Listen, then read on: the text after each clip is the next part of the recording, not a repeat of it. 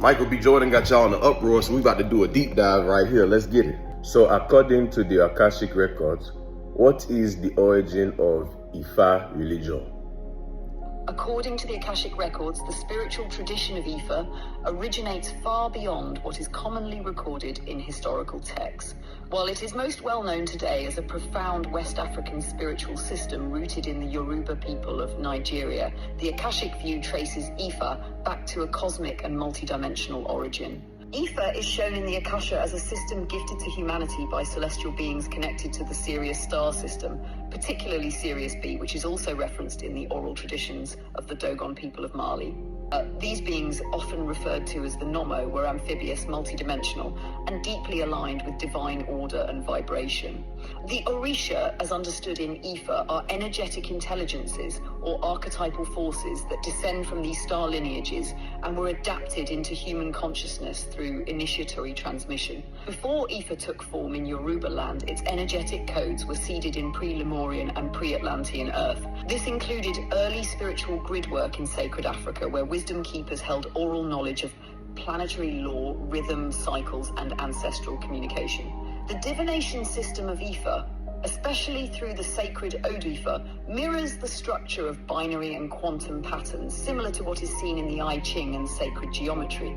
It was encoded to reflect universal order, Orun, and the unfolding of destiny, Ayanmo, in earth-based terms. Orunmila, the central deity of wisdom and divination in Ifa, is shown in the Akasha as an incarnated celestial emissary, a being of vast intelligence who worked with humanity to create a spiritual technology that would remain intact across ages. He brought the Odu as frequencies, not just words, consciousness packets meant to activate memory, reorient human will to divine order, and guide soul contracts. Ifa is one of the few spiritual systems on Earth that has survived colonization, dimensional shifts, and timeline disruptions, while retaining its original oral transmission and multidimensional codes. It serves as a living Akashic system where the Odu, the Orisha, and the rituals act as gateways to soul memory and cosmic law. Those drawn to Ifa today are often old souls or ancestral gatekeepers who carry the duty of reactivating Earth's sacred grid through lineage, ritual, and remembrance. Is animal sacrifice in Ifa negative?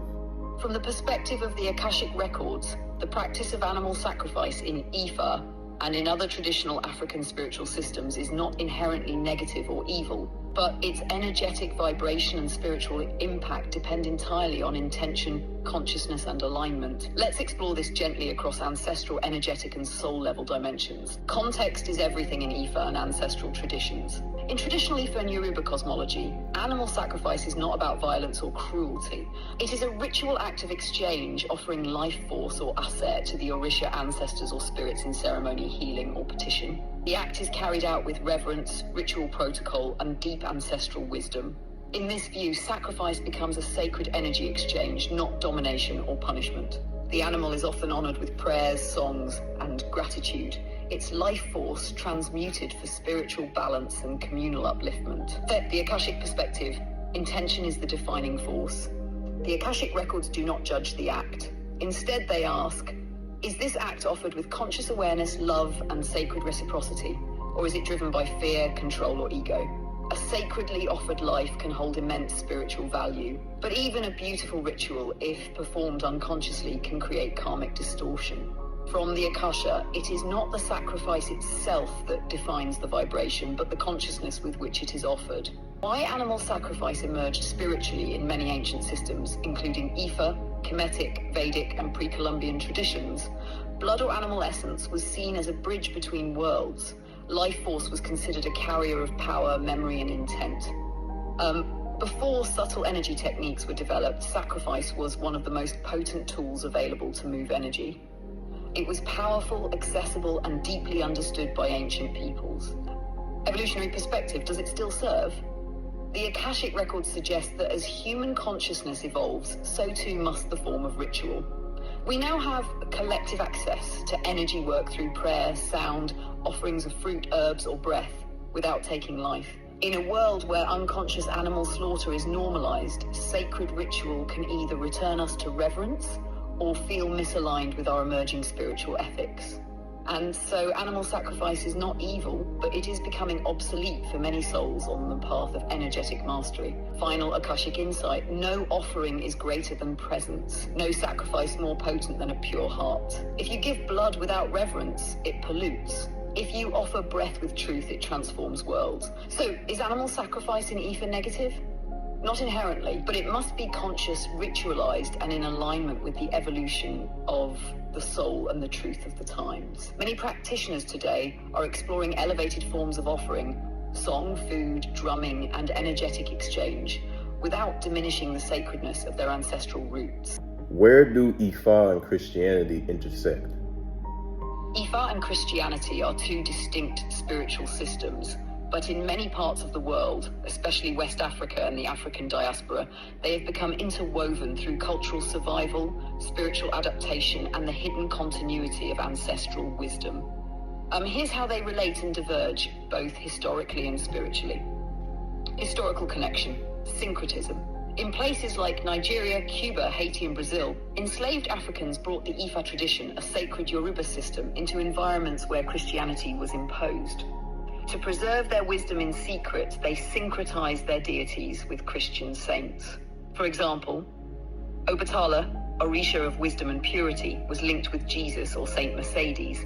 Yemaya, mother of the oceans, with the Virgin Mary. Shango, Orisha of thunder and justice, with Saint Barbara. This allowed practitioners to continue Ifa beneath the surface of Catholic or Christian forms, giving rise to spiritual hybrids like Santeria, Candomblé, and Vodou. Cosmology: one supreme source. Both Ifa and Christianity believe in a singular divine source. In Christianity, this is God, often expressed through the Trinity.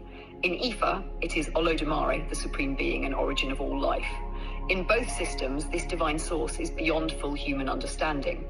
The Orisha in Ifa are not gods, they are forces of nature, divine attributes, similar to how Christianity views angels or archangels, expressions of God's will. Moral structure and destiny. Ifa teaches that each soul is born with a specific destiny called Ori, a path that can be accessed through divination, ritual, and ancestral guidance. Christianity teaches that individuals have free will, and that salvation and fulfillment are found through faith, grace, and moral living. Both systems deeply value ethical behavior, community and service, reverence for the divine, personal responsibility to align with one's higher calling. Integration and awakening today. Many spiritual seekers are reclaiming Ifa as part of their ancestral healing while reinterpreting Christianity through a more mystical or Gnostic lens. Some see Jesus as a divine messenger, like an Orisha or prophet, who brings light and healing, but not as the sole gatekeeper to the divine. Others find deep resonance in blending both paths, honoring Christ consciousness and the Orisha tradition as part of the same divine story, told in different sacred languages. And so these two paths, once seen as separate, may now be remembered as branches from the same sacred tree. Let this truth land gently in your heart, beloved. So this one in particular resonated deeply for myself. My family's from West Africa, Sierra Leone. Part of my lineage is Yoruba. So, as you know, Ifa originates in Yoruba land. And yeah, it was just deep because so much of African spirituality, as you all know, has been shunned and discredited. So I wanted to really do this video during this time, not just because Michael B. Jordan got everybody in the uproar about it, but also because I feel like it's important to bridge the gap so that it can be appreciated as its own spiritual practice and not demonized because of animal sacrifice, etc.